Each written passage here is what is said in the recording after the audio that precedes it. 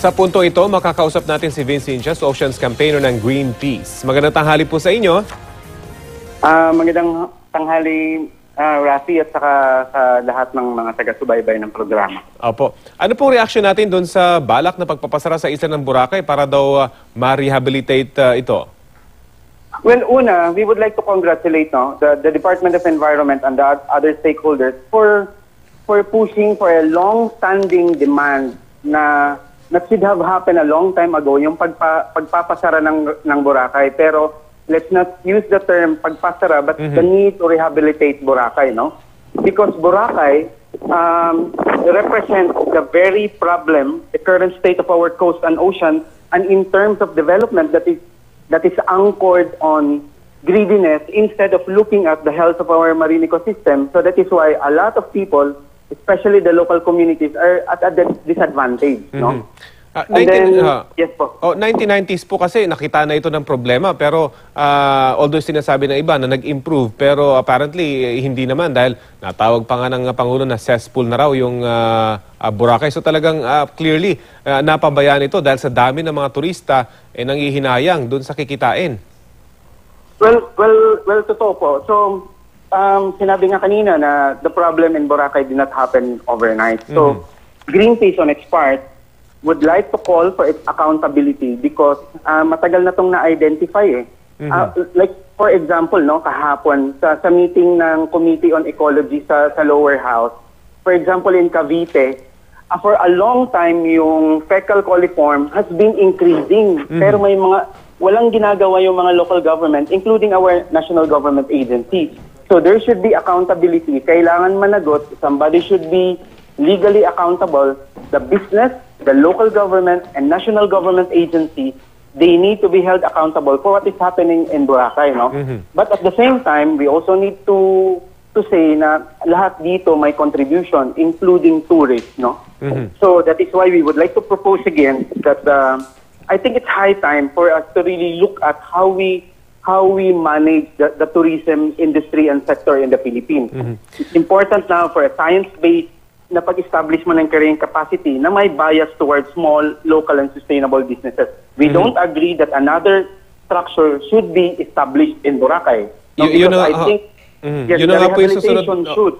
Yun nga po yung susunod ko sana itatanong dahil nakaamba yung pag-rehabilitate ng Boracay pero kahapon ay isang malaking proyekto yung napirmahan at itatayo na dyan sa isla ng Boracay.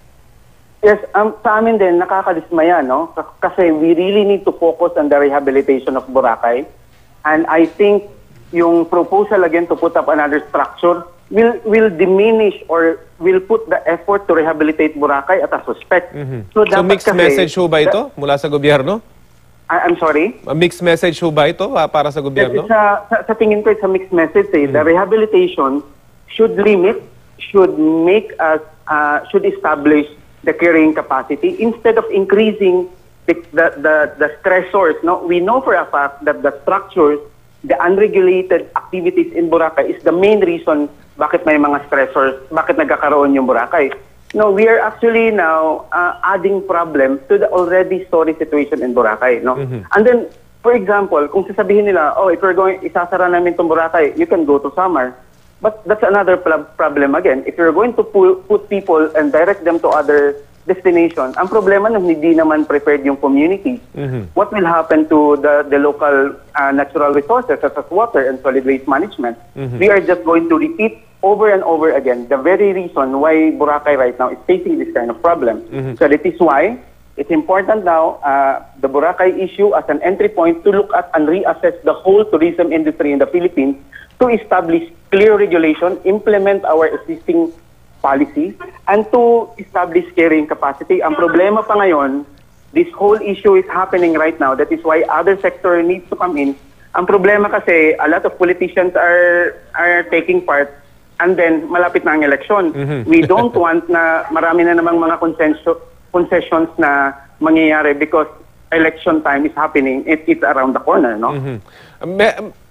Nakikipag-coordinate ho ba? Nakikipagtulungan or kinakausap kayo ng DNR at least sa mga proyektong ito para sa expertise po ninyo?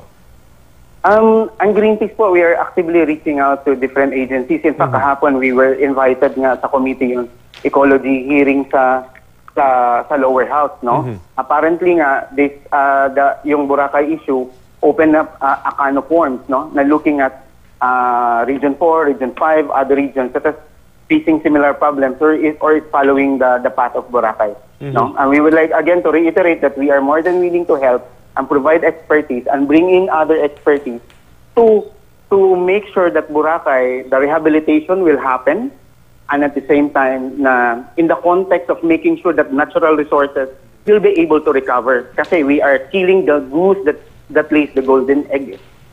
Meron na bang ganitong karanasan na rin yung ibang bansa, particularly for example, Thailand? Meron na ba silang ipinasarang isla dahil sa issue rin ng overuse at kailangang i-rehabilitate?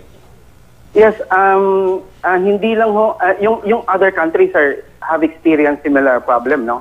Especially in Thailand, lalo na mataas yung tourism traffic nila, but they took the high road na nasarahan yung isang destination in order for it to recover and then divert other people because nakita nila na ang value of allowing your natural resources to rehabilitate and put mechanisms na hindi na maulit yung pagkasira ng ating ecosystem. Alam mo, a couple of days ago, yung Philippine Seas kasi, yung ating karagatan, yung ating coast, yung Philippines, is dependent on a healthy ocean for food, tourism. But unfortunately, we are killing it, we are destroying it. We are losing our corals, we are losing our mangroves, we are losing our seagrasses because of unregulated businesses. Pollution ng government, weak enforcement ng government. So this is why we need to take part sa ganitong usapin. Yun na nga po, kinukonsider pa man din ang Pilipinas bilang the center of ecosystem pagdating sa ating karagatan. So ano pong future nakikita natin dito? Boracay pa lang ang simula pero sinasabi isusunod na rin yung iba pang mga tourist destination areas. Ano po nakikita nyo rito in the future? Well, sa nakikita ko, I hope hindi ningas pugon yung ginagawa ng national government. It is a step up at the right direction to allowing the rehabilitation and make sure that everything's being done properly. If you are doing this, makikita natin na it will benefit the country, the community, the national coffers in the long run, including those small communities. No, we would like to ensure na any development, tourism development, should be socially equitable, meaning it benefits the local community, and then it should be environmentally sustainable that does not affect and destroys the local environment. And it is being nasa ating batas na yan. So with this, we are hopeful and optimistic kami na magre-recover yung ating karagatan and then and will benefit the community and the whole nation in the long run and will be able to reclaim our place in the sun as a prime tourist destination as well. No? Okay. Sige po, maraming salamat po sa inyong oras. Maraming salamat po, Ravi Tima, at saka more power sa program. Salamat po si Cinches, Oceans Campaigner ng Greenpeace.